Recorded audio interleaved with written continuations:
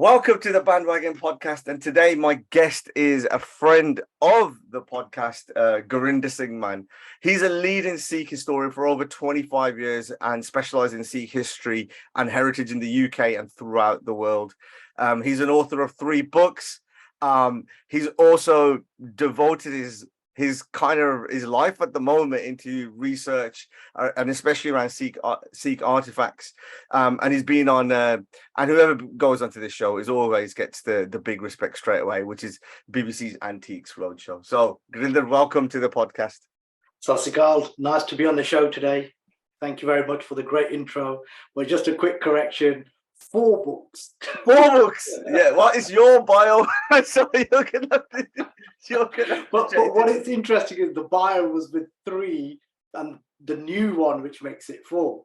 Yeah. Well, what's gonna happen now is, we'll get to the book in a short while. But what I would say is, like, when we first did it was, almost 18 months ago when we've done it from there, and I've seen you really active on social media and going around to different places. So what I would say is then in the past 18 months, what's changed for you? Yeah, it's really interesting because I think, if I'm right, we were right in the middle of the pandemic when we actually spoke, and even at that time it was a bit novel because we've been meaning to talk for a long time. Yeah. We've got back and forth on Facebook friends for a very long time. Absolutely. And so we managed to get that podcast done. And since that time, obviously spent a lot of time just, promoting the British and the Sikhs book, which was received really, really well, not just in the UK, but globally as well. And then obviously the next step was, at the end of finishing that book, I was on course to do another book as well, which we'll go into. Also, I wanted to concentrate a lot more on the Sikh missals as well. And again, questions you'll be asking about that later on as well. Yeah. So as a result of that, I did go to India last year, where I was able to pick up on some research which had started some years ago, but obviously due to the pandemic was not able to get to fruition. So the idea was to visit forts, havelis, old families related to the Sikh missals going back to the 18th century, and just corroborating and getting new information about the Sikh missals as well. And thirdly, and another big project which I've been working on is the unveiling or working towards a Sikh statue in Leicester as well, which has also taken a number of years, but it's coming up to fruition, and hopefully Maharaj Girpa will be ready for installation in a couple of months' time.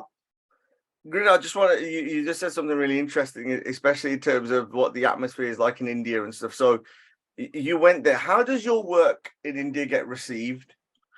Well, it's interesting because when I first came out with my dissertation, my MA, back in around 2000, I actually put my I put my dissertation on the internet. Remember, the internet was at its infancy then. And interestingly, people in India actually got hold of it.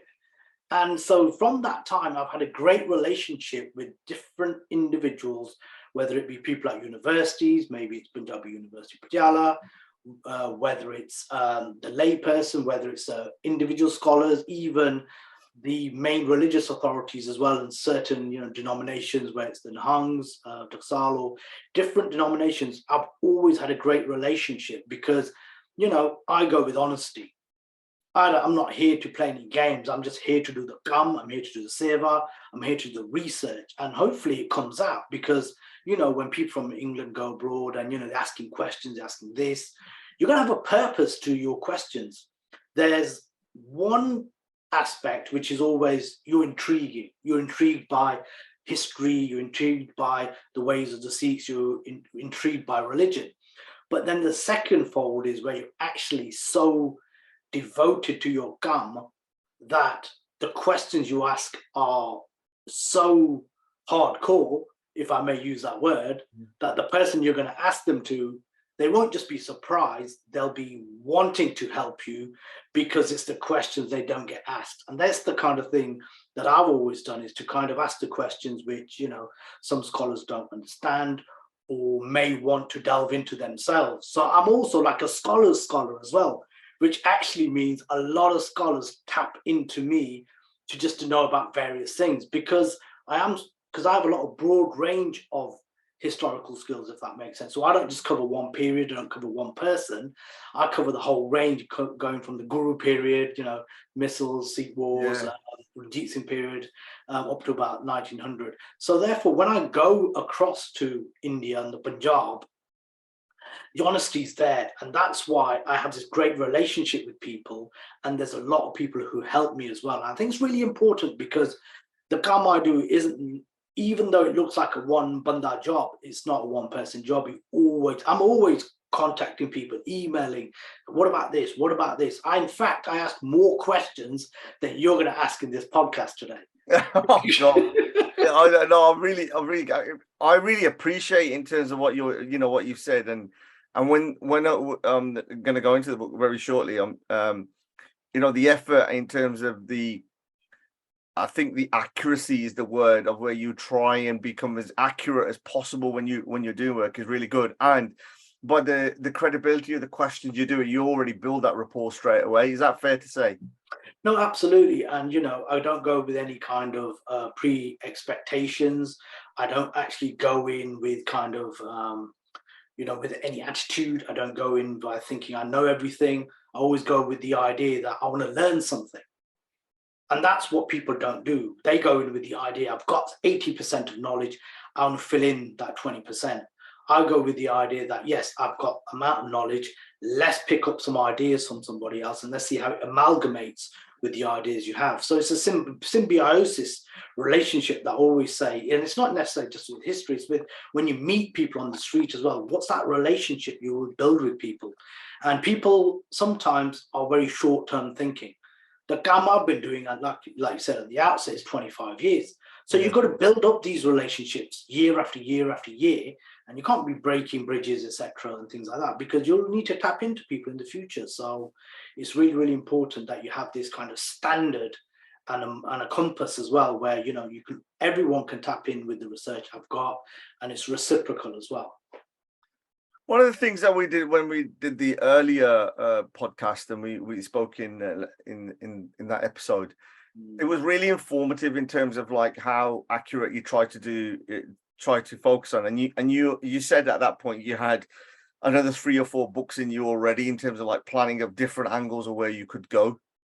So this book, which you've just released, is The Rise of the Sikh Soldier, the Sikh Warrior through the ages in between 1700 and 1900. What was really interesting when I was reading it, there was a really particular different writing style in terms of what you were doing compared to some of the other books that you've done, and it felt almost personal and storytelling in one aspect at the same time, almost a bit like a novel in some ways. Why was there a change of the style in terms of when you were writing this book? Each book, when you have at the outset, you've got to look at it from a different way. I mean, the Sri Dasam Granth question answers is totally different, because it's 50 questions, 50 answers. So it's a different way of writing. The Oxford book on the Dasam Granth was academic. So that's really heavily in terms of facts, figures, etc. Not to say this book isn't, but that was really in depth. The British and the Sikhs was totally different, because that's like giving you snippets of when the British and the Sikhs met together and the relationship they had. With The Rise of the Sikh Soldier, I wanted to tackle individuals, which I've said this on a couple of other podcasts as well, that we think we know the history behind these characters. So whether it's just Singh Ahluwalia, whether it's the female warriors, whether it's Saif Kaur, whether it's Maharaja Ranjit Singh. But I really wanted to actually give a kind of chronological order to how they lived, but back it up with some great facts and figures, which you don't normally hear about, if that makes sense. Yeah. So that's why when you say it sounds almost like a novel, it is novel because the information is novel. Yes. So I think I can probably justify it that way. And again, it's almost like expanding on the British and the Sikhs book, because it's actually going into depth on certain individuals, like I mentioned, certain characters, but then it's backed up with a lot of footnotes, as I always do anyway. But then at the end, I've got the appendices. I've got some great kind of appendices, and I'll cite the example, of a letter from the King of England, for instance, and it's in relationship with Maharaja Ranjit Singh. So, things like that, which you don't normally ever hear of, if that makes sense. So it's like, give the reader something that they've never read, never understood, may not come across ever. So I've always tried to go down that route in terms of actually providing that information, those facts and figures, which aren't readily available. I'm just going to ask you one final question in terms of kind of the structure and organizing the book. Was it really, did you find it a lot easier to write in this style compared to some of the other books that you've written? I think every book's a challenge. I don't think one book is easier than another, because at the end of the day, it's information. And information, if you don't have it, that means you've got to research it. I mean, sometimes I have a lot of the information already, if that makes sense, because I've been researching for 25 years, and that's why I have a big advantage in which how do you file that? How do you file some of that information? And some of it doesn't get when it gets lost.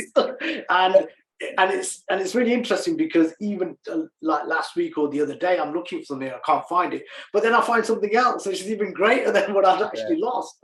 So there's always gems in terms of what I've always collated. And I think the key thing is, even if there's information I've come across, I always try and keep it, because I may need it for next year, the year after, or a couple of years later.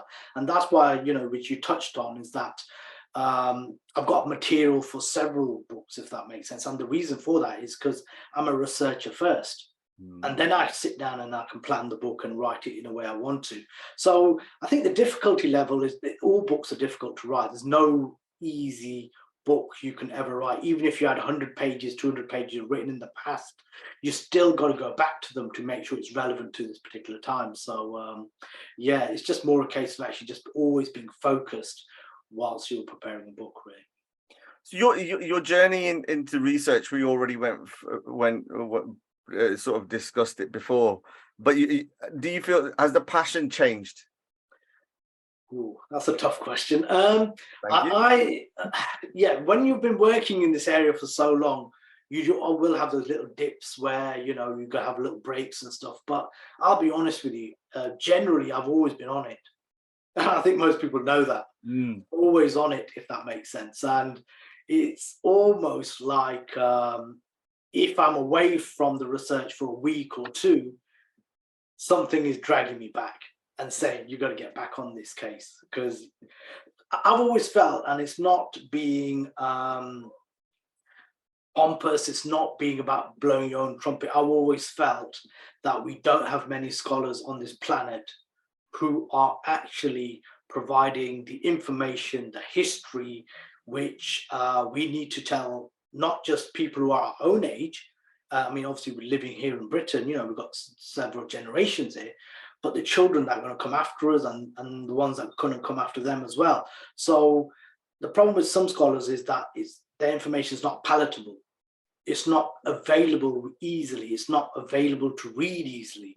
And I always felt that, if no one else is going to do it, I'm going to have to do it. I feel that I have to do it. There's just something which has always said to me that, you've just got to go on with this pursuit, partly knowledge, but pursuit to provide information for people around the world. And I think people are grateful for it as well, because there's sometimes when you do things and you're not appreciated for it, but then there's always times that when, and remember, this is a global thing as well. It's not like, I walk down the street and someone says, oh, great, you've written a book, thanks very much. And like you've said, I can go anywhere in the world, and, hopefully I get the respect, and I hopefully get the kudos for doing the work for this amount of years as well. The period that you're covering between 1700 and 1900 is often described, I'm going to just ask this from a macro level answer, as kind of in a golden age of the Sikh Empire. what was some of the key things that you found out in that period, and why do they call it the golden age of the Sikh Empire? Well, I might want to correct you a little bit there. So 1700 to 1900 wouldn't be the kind of the golden empire, because in the 1700 period we have Guru Gobind Singh Ji, and he's in his final years, if we can say that, and he's being persecuted by the Mughals, and therefore, we lead on to the Banda Bahadur period, and then we get into the missiles. The golden period in Sikh history has always been known as the Sikh Empire period, which is roughly 1800s, 1839. That's been really considered the golden period. But history also puts the Sikhs on different pedestals as well. So you can actually compare each period, and yes, every period has its golden time within that period. Yes, if that makes sense. So technically you're right, but from a public point of view, people always look at Ranjit Singh's period as the golden period. I may kind of disagree with that slightly, because the fact that the missile period is underrated, if that makes sense. There's not been a lot of research done on the Sikh missiles particularly, and as a result we only have certain names who pop up, if that makes sense. So we talk about the bravery of Baba Deep Singh, for instance. We may talk about Jassa Singh Ahluwalia, we may talk about Baghel Singh as well, and Jassa Singh Ramgarhia and others. But apart from these individuals, the kind of story kind of stops, and then it's like there's nothing else, if that makes sense. There's nothing which then allows people to say, well, how do I read more about this, or how does this all fit in? Whereas if we look at the Sikh Empire period, under one leader, one ruler, there's stability, there's governance, there's the issuing of coins. It's a prosperous state. Punjab becomes a really prosperous state, but that doesn't mean the state before it wasn't prosperous. It was just different. And then the Punjab was always prosperous, even during the British period as well. The Punjab still gains its prosperity in terms of infrastructure and things like that as well. So I think it really depends on the reader what you call the golden period, but quite rightly, the reason for choosing this period, 1700 to 1900, was it kind of gives you that development from the time of the Gurus to the actual time period of when colonialization kind of hits really, or the time period of just before you get to the World War One period, essentially. So then, again, you're talking from a macro and then jumping into a micro. The Sikh missile era is very, very interesting, but you can focus on, let's say, a couple of characters within the book. Ranjit Singh, you just mentioned Jassa Singh Ahluwalia. Why did you kind of choose those Khalsa chiefs in particular?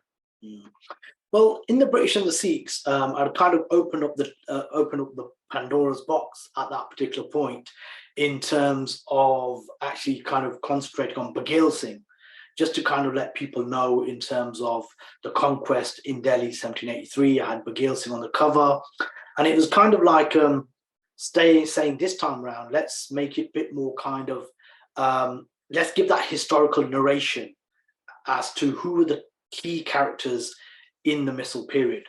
I didn't concentrate on Baghel Singh, like I said, I'd already covered him. Jassa Singh Ramgarhia was a consideration, but I wanted to consider two kind of main thoughts which lead up to the Sikh Empire. So Jassa Singh Ahluwalia was given the mantle by Nawab Kapoor Singh. So we had Banda Singh Bahadur leading to Nawab Kapoor Singh, but then Nawab Kapoor Singh gives the gaddi to Jassa Singh Ahluwalia. So he's the head of the Buddha Dal Dadna Dal for around 40 years. So it's a pivotal part of Sikh history in the missile period. So he was chosen for that reason. Ranjit Singh was chosen because he's the grandfather of Ranjit Singh.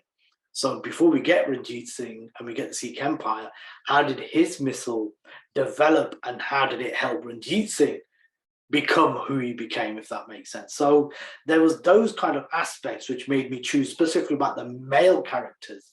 The female characters are slightly different because they're looking at different aspects of their kind of missile. So when we talk about Seb Kaur, for instance, that's talking about something different. And Sada Kaur, her qualities are looked at in a different way from the male counterparts as well. So I think that was the reason for choosing these specific individuals.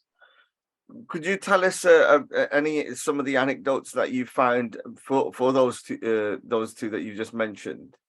The women or the men? Or both? Well, we'll get to Seb Kaur and Sada Kaur shortly, but especially for Ranjit Singh and Justice Singh Ahluwalia. Yeah, I think with Justice Singh Ahluwalia, we have this kind of individual who has had to go through a lot. So you see the rise, well, we see the demise of the Guru period, you see the demise of Banda Singh Bahadur, but then you have an individual called Nawab Kapoor Singh who takes him under his leadership, under his wing, should I say, in order to make him a leader in the future. So he learns quite a lot from Nawab Kapoor Singh, but he also learned a lot while staying with the Matas in Delhi as well. So he learned a lot of languages he would have learned. Whilst he was still young, he would have learned a little bit about court politics whilst he was in Delhi as well. And that would lead to later on, because remember, he was the instigator of the attack in 1783 with Bagheera Singh in conquering Delhi in 1783, but yet he was actually brought up in Delhi. So there's got to be something in it to actually say about why this individual was brought up to hold the mantle for the Sikhs. Why was he kind of chosen? And Nawab Kapoor Singh chose a great individual like Justice Singh Ahluwalia because he saw the great qualities in him. And these qualities were actually shown not always on the battlefield, but he was a very devout and very religious Khalsa. He brought lots of people into the Sikh faith as well. But interestingly, he was there during the two great massacres on the Sikhs, which is the Shota Gulagara and the Vada Gulagara. And the problem here is that if you've made it through both of them, he had his own kind of scars as well to show it as well. So it was partly to kind of show that he had to lead the Sikhs during those rough periods, even though Nawab Kapoor Singh was in charge during the Shota Gulagara. But, it was also trying to make sure that the missiles were united as best as possible as well. So in 1764, if I've got the date right, when they take over Sindh province, he has to kind of partition the Punjab and he has to give territories out to other people. And whether they liked it or not, that is what happened at that time. So it's interesting because people actually had to listen to him. But the Tarnadal, who were the younger Sikhs, like the Sakajakia missile, the Bungi missile, and some others as well, there was always tension between the missiles. But whilst Justice Singh Ahluwalia was around, he tried to unite them as best as possible. Wasn't always successful, but the key thing was when it came to a common enemy. So when the forces of Abdali came, and before that Nadir Shah, the Sikhs were always together because it's a common threat. But then in peace times, there was always some inter-missile rivalry. But I think the key component of Justice Singh Ahluwalia was also to make sure Amritsar was as strong as possible and was still a center of faith, devotion, clearing the place of the Mughals, clearing the place of the Afghans, if you can say that, and then making it a central place of devotion, so all Sangat could go back to actually start, listening to the Guru Granth Sahib at the Harmandir Sahib, and just making sure that the stability was there in the Punjab. So that was a very, very key component of what he was trying to achieve. And the greatest successes he had was, making sure that the Khalsa forces, as part of the Bungis and the Sakachakiyas, fought the Afghans on one side of the border of Greater Punjab, and then you had the forces of Bagheera Singh and the Nishanwali missile and some others who were going towards Delhi. So it was a huge responsibility for Justice Singh Ahluwalia to be involved in conflicts which spanned all across the Punjab. So, and I think he did that really eloquently as well. even though there was, like I said, there was some kind of intermissal kind of problems that did occur, but not to the level which actually kind of spoilt the kind of whole kind of historical journey that the Sikhs need to take. So I think in history, he is judged as being a fair leader and someone of principle. And I think that's what the Gurus wanted our Khalsa to be, and that's what Jassa Singh Ahluwalia did become as part of that journey for him. And what was interesting is like how you balance this up, and you just before I asked you the other question, you know, you shone through some of the female voices within these stories and the chapters. There's you know, 12 chapters within that, and it's a very golden thread that's been put through it. So, you know, how important were like Seb Kaur and Sada Kaur in doing within this book and getting some of their stories out? Yeah, I think I've always felt that, and it's not like this novel thing, oh, let's get a few women voices in there, let's become popular.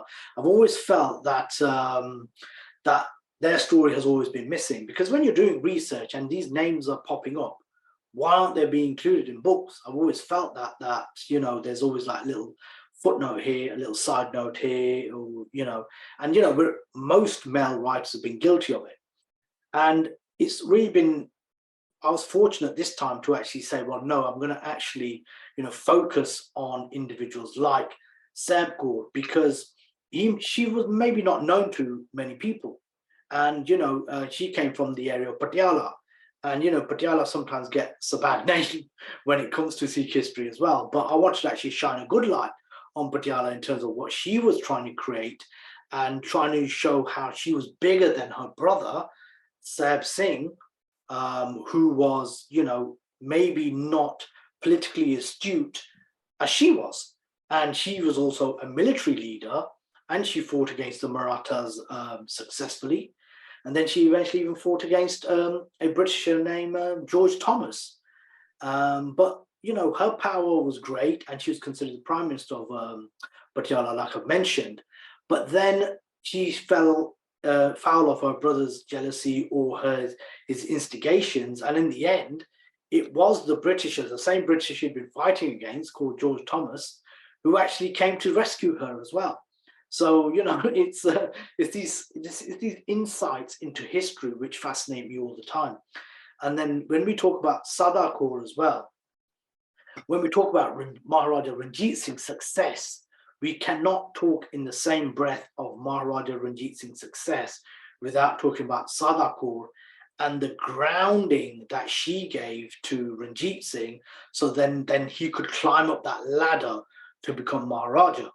It just would not have happened, because the first attack, you know, on Lahore, he needed the forces of Sada Kaur and the Kanaya missile, which they gave and they provided, and that counsel that was given to him, and that got him Lahore, and then eventually all these other smaller battles, and then eventually leading up to his time to become the Maharaja of Punjab. So these were very, very little individuals who are just there in the background. These were strong female characters who held their own and were able to actually influence, but both of them actually did fall foul of male individuals in the end. So it's one of those stories that needed to be told. I just want to ask you a personal question, and then go on to a question around Maharaja Ranjit Singh.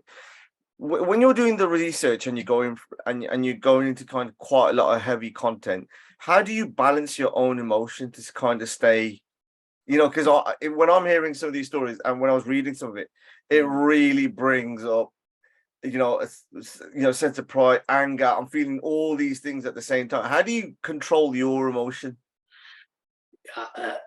That's another good question. Actually, you're getting me with the questions today.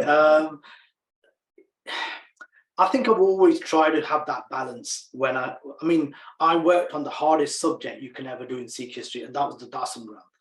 And then everything else after that is easy, because the Dasam Granth was that's what you call emotions. When you had people casting their kind of illogical thoughts on Guru Gobind Singh's Bani, and then you trying to be neutral was very, very difficult, because you want to really promote the Bani of Guru Gobind Singh. So that was the time when it was very emotional in terms of trying to keep balance. During the writing of these books, I've always find the honesty is important, because you can't be straying and actually kind of saying everything's good and everything's bad. You still got to have that balance. Even with, like you said, we'll talk about Ranjit Singh. We have to talk about his great characteristics, but we can also talk about his flaws as well, because none of these individuals were always absolutely perfect. So we have to talk about it, because the lessons that we learn from people's flaws are the ones and the things that we need to take away with us. So hopefully we can learn, hopefully our leaders can learn from these mistakes as well. So the idea about keeping balanced is, and not being swayed by emotion, is by letting the reader become emotional and not me. Yeah. I try to stay away from it. I mean, I may have my personal opinion sometimes, even after writing the book and thinking maybe I should have wrote this much about this individual and what they've done. But I like to be fair as well. I like to be fair, because look, people are going to come after me as well. When I mean come after me, I mean people are going to be writing after me as well. They may read my books. And, it's important not to sway too many people towards a certain conclusion, because people need to think for themselves as well. And when it comes to writers that will come after me, they need to have enough information at their fingertips to actually make that judgment to say what I'd written is fair and balanced as well. So can you see where I'm coming from? I think because we're a custodian of time, isn't we? And we're a custodian of material and research. And so I think, we always standing on the shoulder of giants wherever we're doing. And then, you're making the platform there without swaying and having the editor's eye of doing it. But I think because we've got a personal interest within this and it's a vested emotion, having that challenge of trying to balance, of not stoking one fire compared to the other, that also becomes a science in itself. Absolutely. No, I agree with you on that. It is a juggling act, literally, when we talk about balance. It is a juggling act when it comes to facts, figures, information, and but the interesting thing is, Ranjit, is this: I get a lot of information, and I've had certain, you get it on social media, you get it on within books as well. People just don't have that information, so even if they want to back up an argument, they can only point to one source. If you're going to back up an argument, at least have 10 sources for your argument. Yeah. Most people won't have that, because they don't go into that kind of depth. Nor do I expect people to go into that depth, because then you're going really down that way to prove something. But for me, I've got it readily available, because that's the kind of level I go into when you're kind of trying to prove an argument. It's not just one citation. Sometimes I might have 2 or 3. I may have some which I'm not even put in the book, but they're all there. So, if you're going to be challenged on something, then and I think it's a really good, especially with how you go on other podcasts and you do that.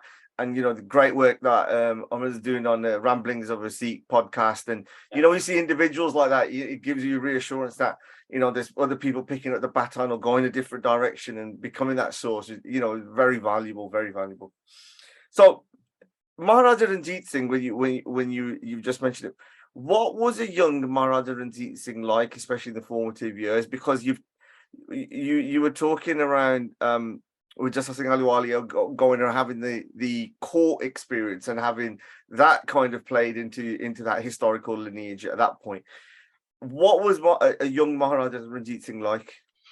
Yeah, I don't think it was the same as what Justice Ahluwalia had, because Justice Ahluwalia was actually taught the arts, he was taught languages. Ranjit Singh was not as educated, if that makes sense. So he had limited education, but he did like the warrior arts. So therefore he took to kind of learning about the martial arts and horse riding and, archery and other things as well. But he took to that very, very good. I mean, obviously Mahar Singh, who was his father, so Ranjit Singh's father, Mahar Singh, died when he was at a younger age as well. So he was kind of led through his formative years by his mother, And then when he did get married by his mother-in-law, Sadako. So with having these strong female personalities, which guided him as well. But interestingly, the Sakajukya missile had a number of individuals and generals who he could look up to as well. So when he does get the Gaddi of the Sakajukya missile, there's other people who were actually with Maha Singh, may have had leadership qualities which were displayed by Charat Singh, if that makes sense. So some of what we call them is kardars, which are governors. So the governors around, in modern day Pakistan, which the Sakajukya missile actually kind of had command over, he had access to all of those. It wasn't the case that when we go from Charat Singh to Maha Singh to Ranjit Singh, all these people are gone. I mean, obviously, people like the Bungis and the others might have tried and have taken all these individuals away from this missile. But interestingly, the reverse happened.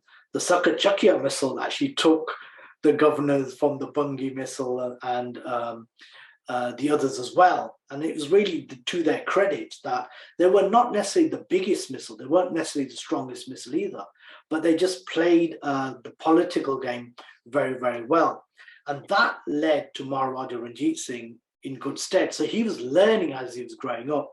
And then, so leading up to his Maharajaship, he had all those skills because he was learning at a very, very young age, and he's picking things up very, very rapidly. So even though he didn't have the education that maybe some military leaders had, he had this eye for detail and picking up things just by watching as well, which is also an important trait.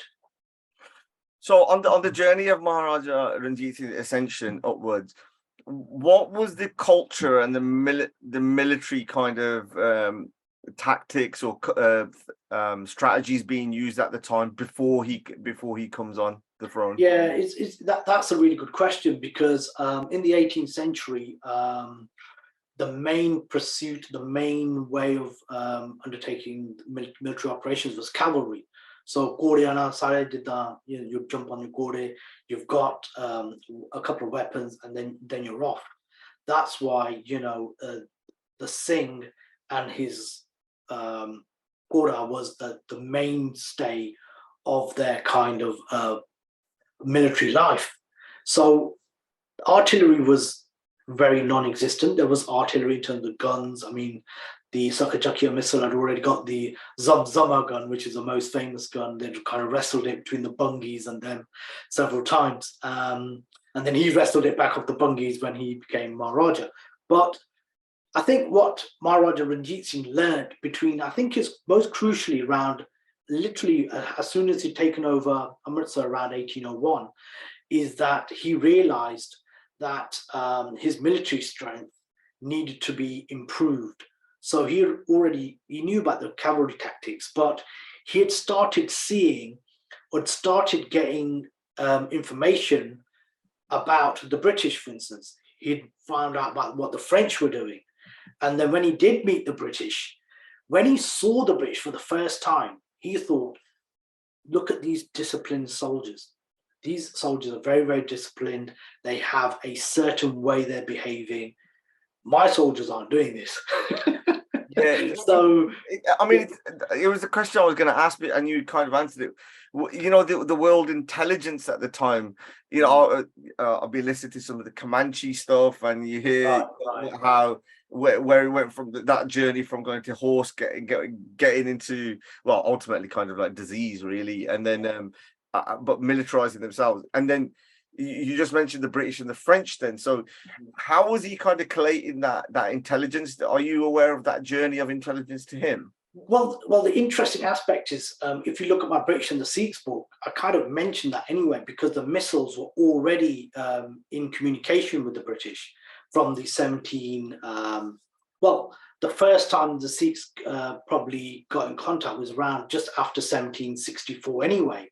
It was the first skirmish, maybe slightly later with the British, but it was only a skirmish across the River Ganges. So they knew about the British anyway, and the British and Sikh kind of relationship kind of developed from around the 1780s onward, when Baghel Singh had entered Delhi and the British knew more about the Sikhs. So Ranjit Singh had always known about the East India Company. It wasn't like it was something new. So whenever people in the Cis Satluj states, okay, so the areas, you know, like we just talked about, Patiala, Nabha, all these areas, they would come to visit Maharaja Ranjit Singh. They would come and pay their respects. So he would always be getting these intelligence reports. And remember, he was doing trade as well across India as well. So merchants, traders were coming in, and they would tell stories about what was happening in other parts of India as well. So the other key thing, which is slightly going backward a little bit, but in Delhi, there used to always be vakils of all the missals. So the missals always had vakils, which is, so just think of it like, you know, kings and queens, even of yesteryear in here as well, you'd have an envoy. The missals used to have an envoy in Delhi, even though the Mughals were fighting against the Sikhs, the Marathas, the Rohillas, the East India Company, but they still had envoys in Delhi, which meant everyone knew what was going on. But with the British taking over Delhi in around between 1801 1803, that period, then those envoys kind of dissipated. But that didn't mean the information flows didn't carry on either. So military information was always passed on. Traders were giving that information. And then the Khalsa themselves, when they were the last battles that they had in the Cis Satluj states was around 1803 that the Sikhs had with the British. So remember this well before Ranjit Singh gets involved, well before the Anglo Sikh Wars.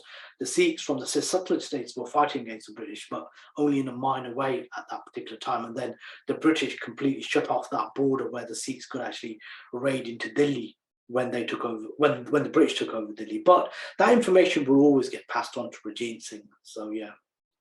And so the main sort of what was the main thing that he's then changed? Because it's very easy to say, right, okay, we're going to go and militarize our army. He's obviously recognized straight away that there's a discipline issue that needs to be sorted. But then how do you source arms? How do you then militarize? How do you change people's way of, especially his generals as well at the time, to change their tactics and learn a new skill? Well, it didn't happen just like overnight. It wasn't like in a couple of years it happened. It took about 10, 15, 20, 30 years, and the development comes in different phases.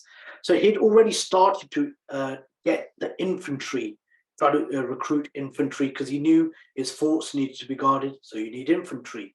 He realized that if he's going to attack certain places, or when he went to attack Multan, he took the Zamzama gun with him. He actually broke down during that time.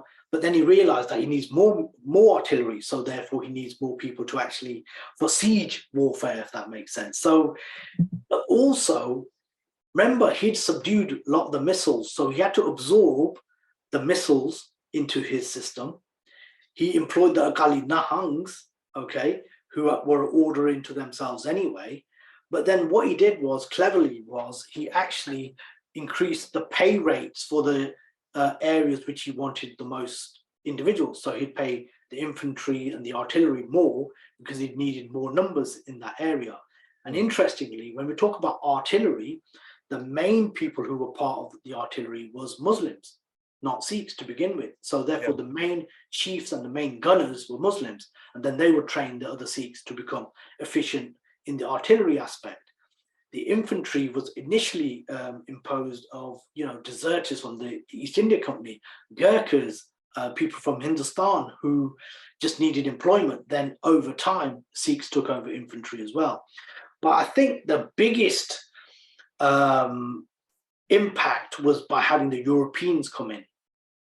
So that was the biggest impact when we start getting General Allard, Ventura, Abu Dhabi, General Court, because what they brought into the mix was these European tactics. Although he'd already been building some of these up anyway, because like I said, we'd heard about the intelligence. But then the Europeans had also brought in the European disciplined ways of improving the infantry, the artillery. But then also you talked about sourcing arms and armor. Interestingly, General Allard, he talks to King Philippe the First or one, I think it is, and he actually he brings arms and armor all the way from France. So he brings guns, he brings armor from France. So therefore, it eventually becomes known throughout Punjab, the Middle East, then eventually the world, that there's a place, or there's a person called Maharaja Ranjit Singh. He is on the lookout for individuals and army individuals of great repute. So therefore, lots of people started flocking into the Punjab, especially through Europe. They went through Asia, they went through Iran. They'd stop off there, sometimes there'd be mercenaries there, and then they would get to the Punjab. Because the British had actually blocked off anyone going to the Punjab from the River Sutlej. So they'd always have to come across. So once the word had gone out, that's why you find over 60, 65 individuals, Europeans who had actually were part of the Sikh Empire. So these Ferengis, or foreigners as we call it, or what they used to call them, became very pivotal for the Sikh Empire. And you got to remember, there's no love lost between employing people like the French and the Italians, because they didn't like the British either. So, you know, by providing those aspects which he needed, was very, very pivotal to improving his infantry and artillery, then making a complete military system, which no power possibly during that time was as formidable as his. It sounds like it's like a cosmopolitan kind of army, but a kind of embryonic stage of the UN, you know, with people from different backgrounds. I think if we transported back into time, we'd be shocked in terms of what we would see.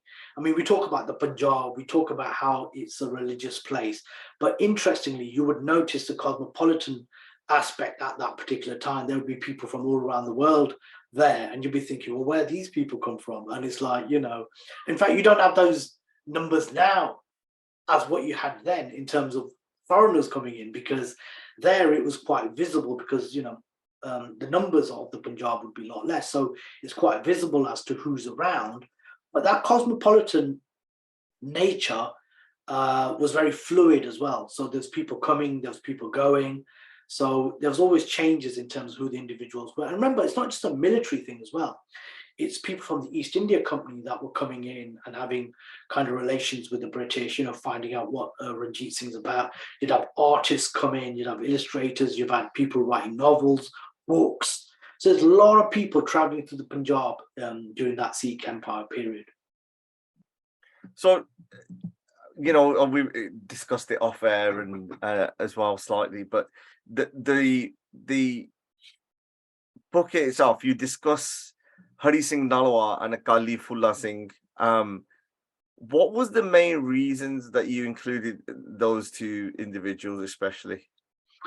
I think when we talk about Sikh history, 1800 onwards, you hear both those names in the same breath sometimes. But what you don't hear is what they were really about.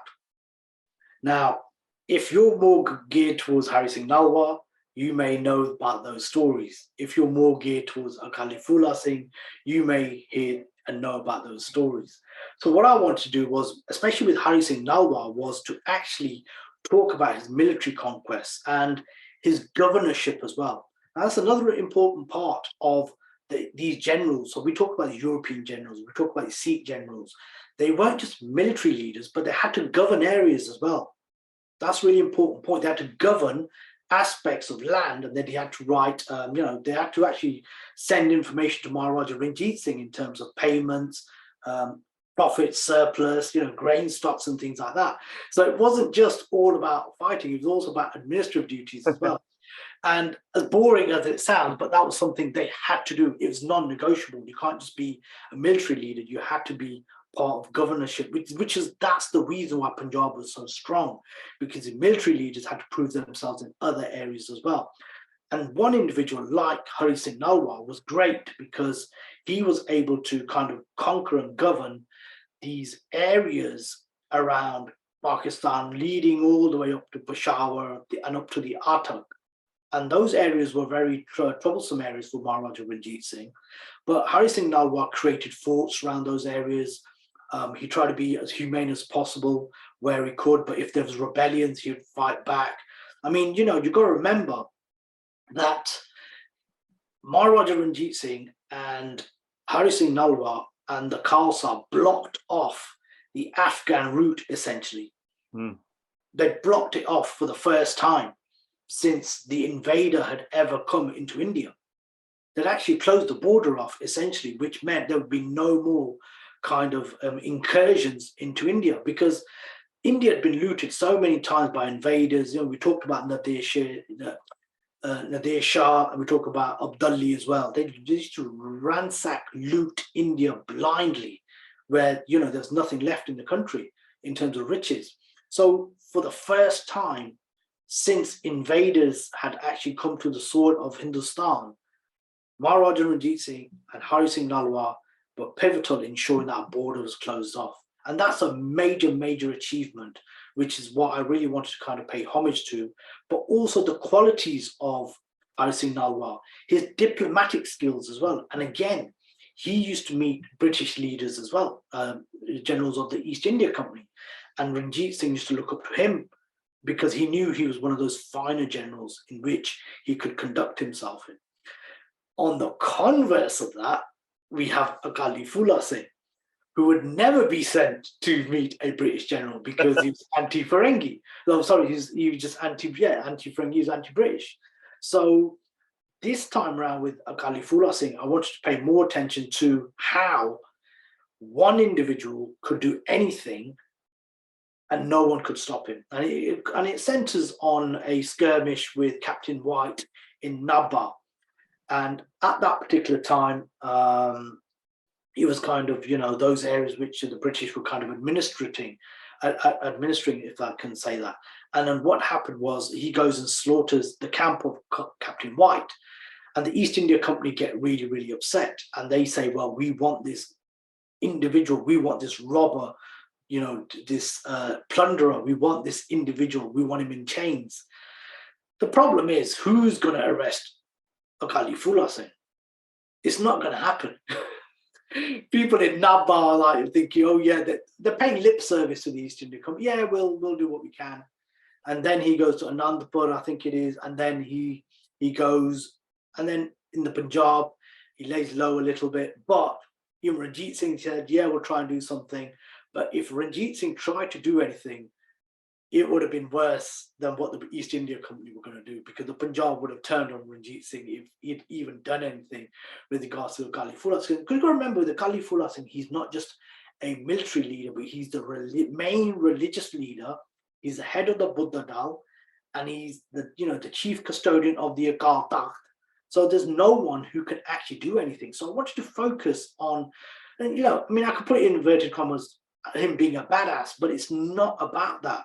It's more about saying he has those qualities of the spiritual and the martial, which is what a Khalsa is supposed to be. Sansapai action.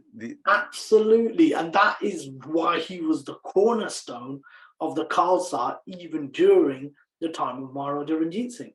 Yeah, because I listened to it and I read that part of it, and because obviously with my name being Ranjit as well, it's very, and I always think of, he was the one to keep the people in checks and balances, to be accountable, and was that, and he did keep Maharaja Ranjit Singh accountable, didn't he? No, absolutely. He tried to keep, because you had these kind of various voices. We just talked about how cosmopolitan the actual Punjab was, but his court was cosmopolitan as well. We talked about the Europeans. There was the Dogras as well, so it's being heavily influenced by Raja Gulab Singh. You got the Dogras, and you got various other individuals. I don't like to talk about the romanticized stories, but the key point to bear in mind is that Akali Phula Singh would do things on his own will and own whim, if that makes sense. So he didn't necessarily need to have Maharaja Ranjit Singh's backing to go and have an operation. So sometimes when the Khalsa forces may be under Nonhal Singh or the other princes, they would go out there, and then people would be saying, let's wait for let's wait for the other forces to come. By that time, Akali Phula Singh was already in the battlefield. So he would always lead from the front. In his Shahidi as well, he was leading at the front. And sometimes you may say that's a kamikaze way of dealing with the enemy, but that was always the Nahang way of life. That was the thing which won us battles in the 18th century. So he was always doing things which he'd always learned from his forefathers. So that was the only warfare and style he knew. Whereas the others, like we talked about, they developed a different military strategy, for better or for worse. But I think the key thing about it is that Maharaja Ranjit Singh got the best out of everybody. And that's what his genius was, by tapping into everyone's strengths, essentially. Do you feel that if Hari Singh Nalwa and Akali Phula Singh had survived and been there a little bit longer, that they would have the kind of the ending of the Sikh Empire would have been completely different? I know that's a bit of an unfair kind of question, but just from your opinions, from having a look at and what you've researched, what kind of educated guess would you have gone for? To be fair, I've never really thought about it that much, and there's reasons for why I don't think too much, because you talk about the death of Akali Phula Singh first, and then Hari Singh Nalwa bit later on. And how many years difference was it between the two? I think it's about 10, 15 years, I think, something like that. But I think the key thing is that they'd already kind of made pivotal strides into how the Sikh Empire should work. I mean, we talked about Hari Singh Nalwa's governorship, and then we talked about Akali Phula Singh's religious ideals, if that makes sense. And they were very, very strong still, even after Maharaja Ranjit Singh. But the problem was that there was two things. You talk about the Sikh Empire and its collapse, but then we've got the Anglo Sikh Wars as well. So there's two different things. You've got that period between 1839 and 1845. That was 6 years where we had time to get our house in order. The interesting thing is there were some people who didn't want to have a war with the British, but then there's parts of the court which did want war with the British. That's interesting because the status quo could have been carried on. Because if you look at Karak Singh, Sher Singh, they were kind of willing just to keep on the status quo with the British, because there's no reason for them at this particular time to go to war with the British. The instigation came all within the court when they were, the court went into disarray. Everyone's killing each other. The army's getting now just gone powerful themselves. And the British are instigating it a little bit as well. It's not just a Sikh thing. The British are instigating it. They're capturing more areas around the Punjab and the territories of Ranjit Singh. There's a lot going on in terms of they're preparing boats and things as well. They're annexing a few of the territories. And there's individuals who are taunting the Sikhs as well. So there's people like Broadfoot, who's an administrator, and he's kind of proclaiming certain things in the Punjab. So you start getting all these things going on. But we didn't have that leader at that time who could actually say, well, is it the right thing to go to war with the British at this particular time? Now, we talk about this yin and yang almost between Hari Singh Nalwa and Akali Phula Singh. I mean, Akali Phula Singh would have been straight in there to fight against the British because the Nihangs were there and Akali Hanuman Singh. But I think we needed someone to steady the ship. And with people like maybe more Hari Singh Nalwa would have been a person who would have been able to steady the ship more and would have led to more respect, because he was someone who had subdued a lot of the Afghan nation, if we can call it that. Remember, he never conquered Afghanistan. Remember, there's another key point here as well, which people forget, is that we did not conquer Afghanistan. We did not. I was always under the belief that he did. See, this is the fallacy which people see. One thing which I don't like is when Sikhs have to go above and beyond to boost their egos and then to start beating their chest to say, we've done this, we've done that. We don't need to do that. The key principle of what I mentioned was Hari Singh Nalwa closed off that particular border. He didn't go past the Attock, and there's no need at that particular time to get a full-fledged fight with the Afghans. However, on his death, what happened was Ranjit Singh was incensed. The whole Sikh empire was incensed, and they were ready to cross over into Afghanistan to take that revenge. It was the British who stopped them. because they were again doing their political power plays. They're more concerned about Russia and all this kind of things going on. So they stopped Ranjit Singh from actually fighting against the Afghans. And what the British wanted to do was to install a puppet government there. So what the British do is they actually ask for Sikh support. Now, this is the interesting bit. Ask for Sikh support. So what happens is the Sikhs send a nominal force, which are composed of Muslims only, not Sikhs, of Muslims from the Sikh Empire, under General Bhandwagon, his name was. He was trained under the French generals. He takes the Khalsa standard, and when with the British they take over Kabul, the Sikh Janda, which General Bhandwagon has, is hoisted for the first time. And it's a Muslim who actually hoists the Khalsa standard there, not a Sikh. So these are kind of intricacies which we don't never learn about, or the rhetoric is very powerful, but the reality is something different. But like I said, that doesn't take anything away from the fact that Hari Singh Nalwa did something really, really great. The Afghan thing is a total different situation. But again, I go into it in the book as well. In fact, the longest footnote is related to General Bhandwagon itself. That's amazing. That sounds like a film in itself, that the plot line just there and then. And I think when you've got your story, the way you've narrated it out, it's just amazing how nobody sort of picked this up yet. So very little. It's just that rhetoric carries on. You try and correct people, and then it's like it just gets lost on people. But so I'm going to come to the last sort of couple of questions, really, and then sort of get your opinion on a couple of other things. So what would you then, again, going back to that macro level, what we first discussed on, what would you see as the main differences between the Misl period and the Sikh Empire period in general? Yeah, I think the Sikh Empire was more coordinated, had better governance, and was more stable because it was under one leader. Whilst we did have one leader under Justice Singh Ahluwalia, remember he passed away in 1783. And whilst there was Buddha leaders as well, there was still a lot of individuals doing their own thing, if that makes sense. And the border of the Punjab wasn't quite closed. So, we still had the Afghans coming in, and the Sikhs were actually fighting all the way up to Awadh.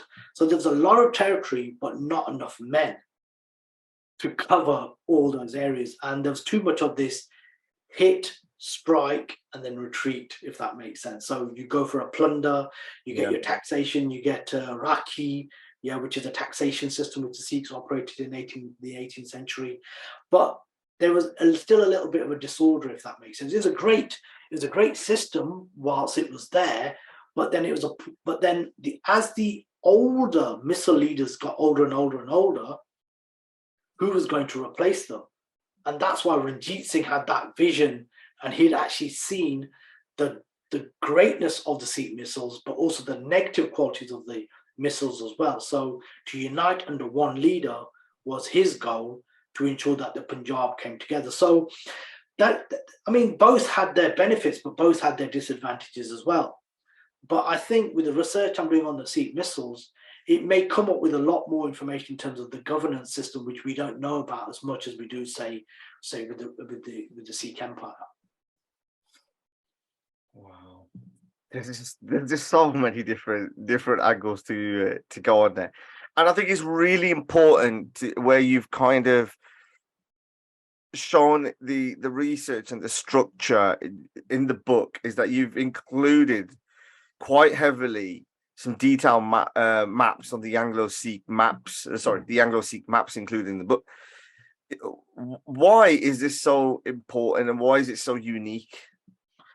Well, I think when I was looking at the Anglo Sikh Wars, and there's been many books written on the Anglo Sikh Wars over the years.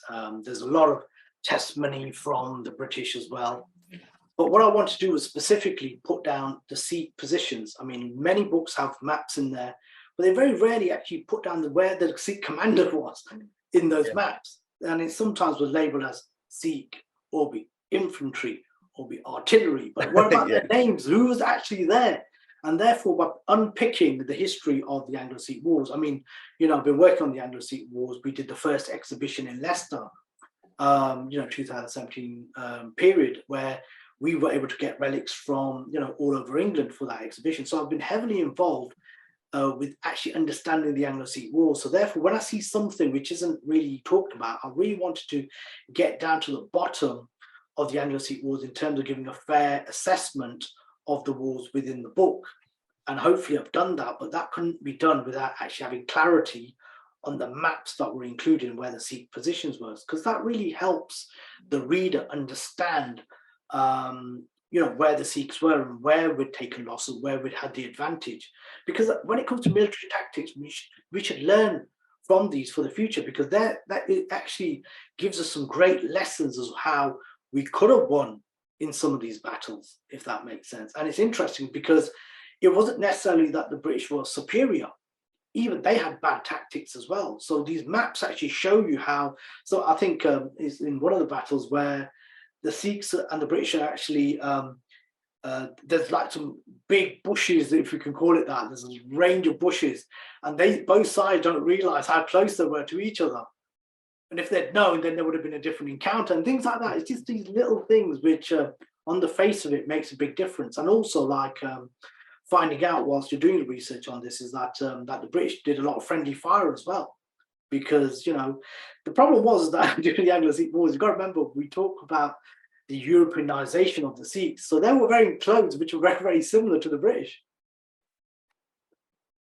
So, so if someone turns their back on you, who are you fighting? Yeah. I mean, oh man, there's just, I mean, and that is a common thing in warfare, is it anyway, around sort of friendly fire. But I think around the strategy and the other thing I always find, fascinating and stuff, and especially even when you watch kind of programs now, you got even fantasy, you got loads, and when it comes to kind of those the military strategic positions, and when you see in the news and things happening right now, you see positioning and how people accommodate. I mean, now obviously it's modern warfare and it's completely different. But interestingly, we talk about modern warfare, and I mean, without going too much into the modern day situation, maybe Ukraine versus Russia, but in terms of positioning, is still important. Where's your position? Where's your main army? Where's your minor army? Do you have a certain strength anywhere? Key aspects of land. Are we talking about a mountainous area? Are we talking about flat land? All these components. Have you got your back to the river, which the Sikhs sometimes did in the Anglo Sikh Wars, which is a disadvantage to them. All these factors are really, really important when it comes to actually strategy. So strategy is strategy, whether it's the past or in the future. I mean, if you're looking at warfare, modern warfare, if you're looking at the most technical, then it's all drone warfare, if that makes sense. And that's not being used, as you can see, in this modern battle between the Ukraine and Russia, as much as you think it would do. So it's not necessarily always about the technology. It is still that strategy which can win and lose a battle, even to this modern day and age, really. And so, kind of like leading on to the future in terms of like, you've come up to this bit. Where do you see I'm going to say the next couple of books? I'm trying to lead you on to one or more. Well, I mean, it's quite clear from the discussion already, and I've actually started on the Sikh missiles book already, if that makes sense. So how that pans out or which way it's going to turn, I'm not sure at this stage. It could be 2 volumes as well, don't know at this stage. So that's in preparation. I am definitely going to do one on Sikh relics and artifacts. Whilst I've been talking about it for many years, I've been talking about it, and we've done lots of projects. And we've got the Anglo Sikh Virtual Museum, which is the first digital museum in the world, which is revolves around digitizing Sikh objects, but an actual in-depth guide of how the artifacts came from Punjab to England has never been written to this particular day. So I think that's on the cards as well. There's a few other bits as well which could come up to fruition. There's 1 or 2 books I've written which have never been published. I don't go too much into that, but that's a possibility that could come up, if that makes sense. So, it's the next couple of years will probably be taken up with some of these themes, essentially. And how far are we in there to getting the bigger museum idea that you had the plans written out for? Well, I've never had the plans to make a museum in the UK because I've always would love to. I've always said that, but the cost in order to make a Sikh museum in the UK it would be eye-watering to make it properly, if that makes sense. Yeah. The content is not an issue because normally when it comes to projects, the content's the issue. Are you going to be able to get the Shastra? Are you going to be able to get the swords? Are you going to be able to get the Jarenas? Are you going to be able to get the great pieces of work of art? And for me, that would not be an issue because of myself tapped into the museum network in the UK, tapped into various private collectors in the UK and abroad as well. It would just be this monetary thing, which would always pose a problem until someone actually goes out and says, we're buying this building and this is what we're going to do. And until that happens, that we're still somewhere away from that, if that makes sense. Within the UK, there's been a huge change in terms of the monarchy as well. Does it act as a reflective point for yourself personally when you see this? That are you fascinated around the change and the pomp and the procedure that you see around there? Do you kind of look at when you've done your research that this reminds me of this time, or what kind of reverberations would be happening at that time? That's a really good question as well, Ranjit. And I don't look at the passing of a king or queen in the same light as most people would do. Look at it. I look at it in terms of what's the next stage going to be as well. So what does it lead into? I get your point about the pomp, the ceremony, but interestingly, look, the swords start coming out. Do you notice when we talk about royalty, we talk about British royalty, the swords come out. But what are the Sikhs? The Sikhs are all about the swords. So, people talk about differences, but that chivalry thing about holding the sword has been in all cultures since day one. Whether you're the British, you're Europeans, you're with the Islamic armies, the Hindustanis, everyone has always dealt with and always had some kind of initiation, some kind of framework in relation to a sword. So if anything, when we look at a change of guard now in terms of the next king coming in, keep your eyes out on the sword and how many times it's used, and then go back in time and think about how many times the Sikhs used to use the sword. And the Sikhs would use the sword more often because in order to become a Khalsa, you have to become in the fold with the Khandit the pole ceremony, which involved the double-edged sword. So interestingly, what you're seeing is going back to a time period, even in Britain, where the sword was considered to be, that kind of, that idea that, you do not have a ceremony without the sword. Everything revolves around the sword. So interestingly, that's the key takeout for me. I'm not really interested in terms of the dying out of ideas of the Elizabethan. I mean, I've seen a lot of things over the internet. I'm not interested in any of that. All I'm interested in seeing, do we actually get a change for the betterment of people as well? Yeah, how do we see a change in society?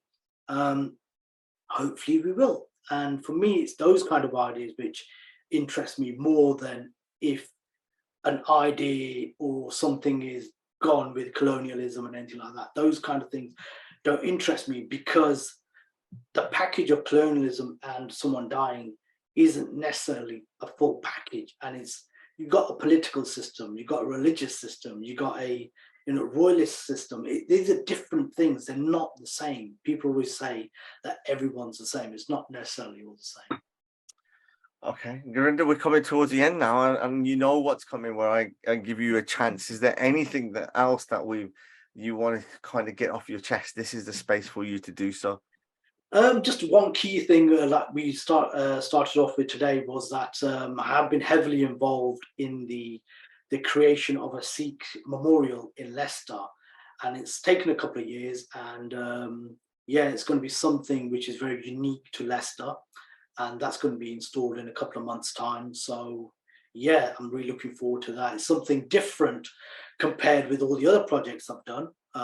Never done anything in terms of, work project managing a statue, so it's something different, but nothing that's been beyond me. It has been a lot of hard work, and it just adds another kind of string to the bow in terms of different Sikh projects, because I always feel that as a historian, certain projects should be historian led and not people led, if that makes sense. People led, I mean, you can get anyone to actually create a statue, you can create anyone to create a project, even to write a book, but I always feel that a historian approach is, my feeling should always be at the uppermost when it comes to Sikh projects. What's the historian's approach?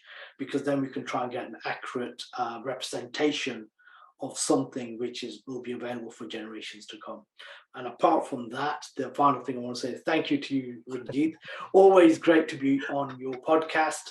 And I do listen to some of the other podcasts you have as well. So keep up the good work. And yeah, no, absolutely. And maybe we'll have a chance to speak again. Oh, 100% we will, because I know it, when we touch a couple of months' time, not a problem, especially with the statue.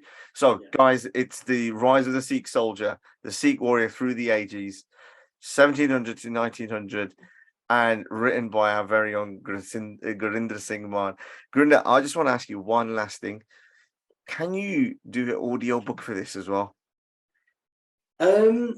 It's something I can look into, but it's the way the books, the publishers work is they all work differently. Yeah. So you may get a publisher which does a hardback or paperback, a ebook, and then you may get some who do audio books.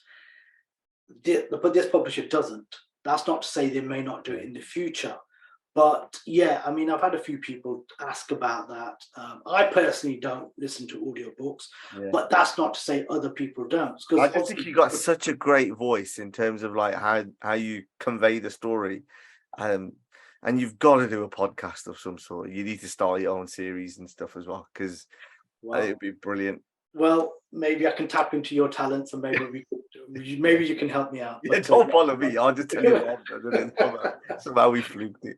But no, but that's I really appreciate it. Thanks for your All the best, man. Thank you. Sat Sri Akal.